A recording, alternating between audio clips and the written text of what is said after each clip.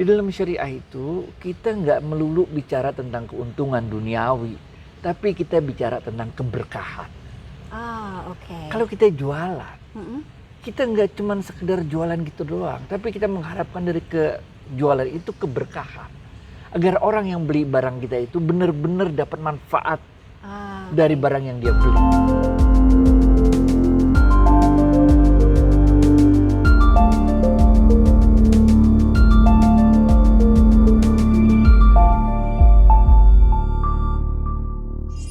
Assalamualaikum warahmatullahi wabarakatuh. Hai sahabat Mula Milenial di Indonesia, apa kabar? Hari ini saya lagi jalan-jalan ke mana ini Abang? Ke Karim Consulting Indonesia. Yes. Keren kan? Kantornya keren kan? Keren banget. Aduh, kalian mesti kesini deh. Ada kolamnya. Tadinya kita mau di kolam, cuma karena panas jadi mau di sini di bawah pohon yang rindang ini, teman-teman. Oke, Bang Karim ini adalah financial consultant ya, Bang. Nah, sekarang kita mau tanya nih, Bang, kan anak-anak generasi milenial ini suka bingung ya, Bang ya. Apalagi di masa pandemi nih. Gimana sih? Apa sih sebenarnya bedanya perbankan syariah dengan perbankan yang konvensional? Itu dulu deh. Soalnya gini, soalnya kan kita bingung ya, nabung, kayak misalnya nabung, terus udah gitu ada kan macam-macam tuh, ada deposito, ada segala macam. Terus pasti kalau aku mau ngomongin syariah, teman-teman pada nanya, ih itu kan nggak boleh gitu kan? Itu kan nggak boleh kan, misalnya di agama kita katanya nggak boleh membungakan uang atau segala macam. Itu gimana sih Bang sebetulnya, kok tiba-tiba? Itu pertanyaannya kelewat susah. Kok Itu susah? sama juga nanyanya gini, apa bedanya soto Padang sama soto Medan?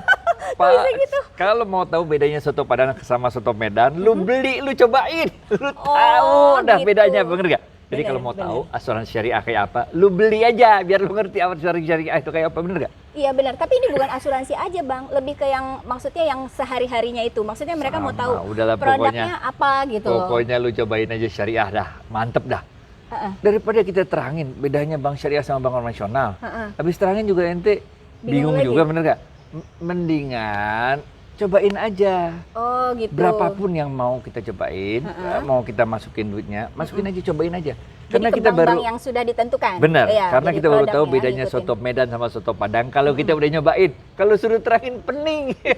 Iya benar-benar. Terus kalau gitu nih Bang ya, kalau udah kita punya, sebetulnya apa sih yang tersirat di dalam sistem perbankan itu sendiri? Kalau itu gampangan Misalnya ada apakah aku juga kurang tahu ya. Maksudnya kalau perbankan biasa kan it's all about business. Kalau ini is it anything about helping people atau apa? Nah, itu baru gampang teranginnya. Oh, gimana? Jadi kalau yang syariah ini, dia ada dua nih, ada dua. Okay. Yang pertama, kita kalau dia syariah itu kita pastiin dia itu halal.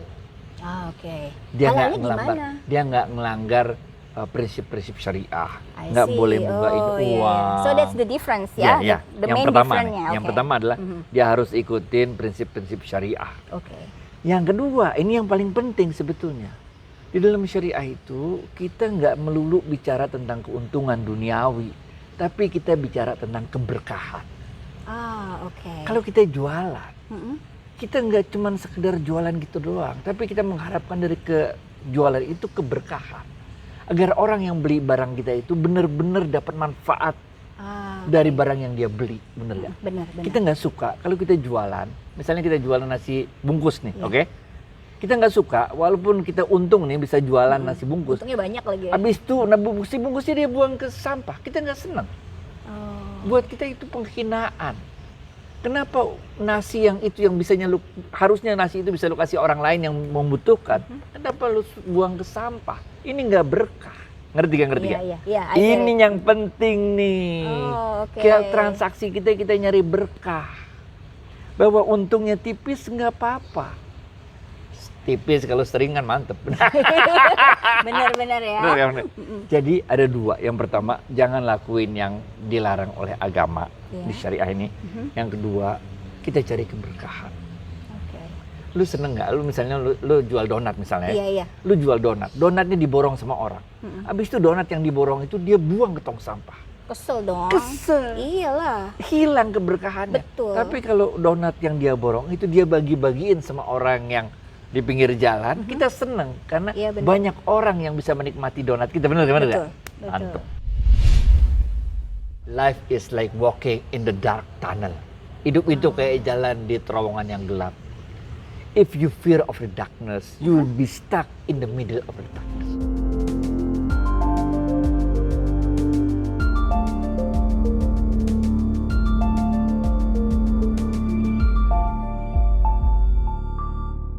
Jadi itu sebenarnya lebih ke ada sedikit, bukan sedikit, malah banyak kayak seperti azas gotong royong di dalamnya ya. Tolong Bener nggak? menolong, bener Iya, banget. iya, Bener banget, helping bener. others ya, itu lebih stresnya itu lebih di situ. Jadi bukan talking about just money atau investment atau Bahkan dalam syariah itu diajarin when you feel helpless. Ini penting nih. ya. Ketika kita merasa tidak berdaya, when you feel helpless, start helping others.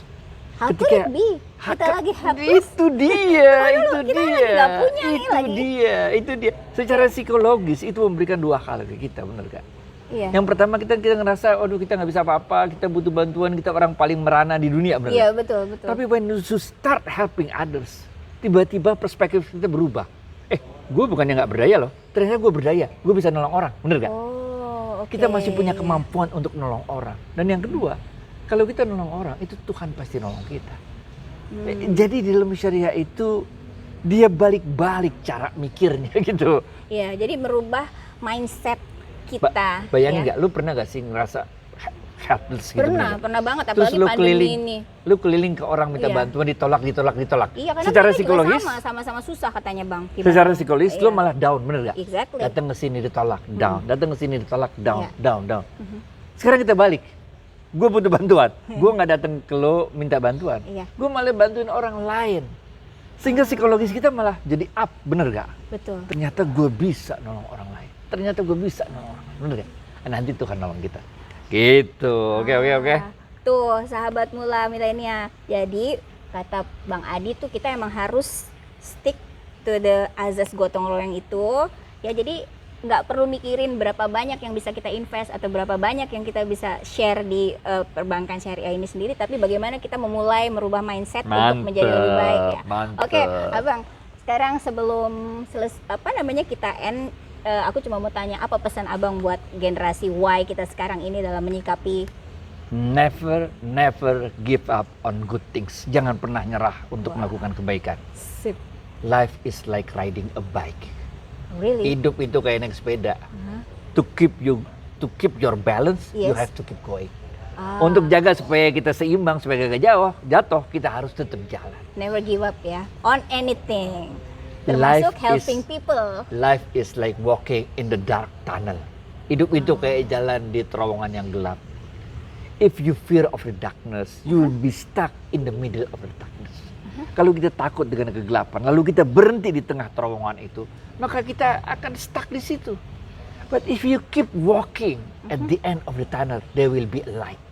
Bener gak? Tapi kalau kita terus jalan, di ujung terowongan gelap itu, pasti ada cahaya. Ada cahaya. Pandemi bentar lagi selesai, COVID selesai. Amin, ya Allah, mudah-mudahan betul. Kita udah berapa bulan nih? Udah berapa 9 bulan? bulan, Bang. 9 bulan, belum sakit-sakit juga kan? Alhamdulillah, Amin, bener gak? Alhamdulillah, jangan sampai dong Bang. Kita harus bersyukur sama Allah. Ada Iya, orang iya. yang udah meninggal, ada orang yang sakit. Iya. Kita masih diberi kesehatan, bisa ketemu ngobrol kayak gini, bener gak?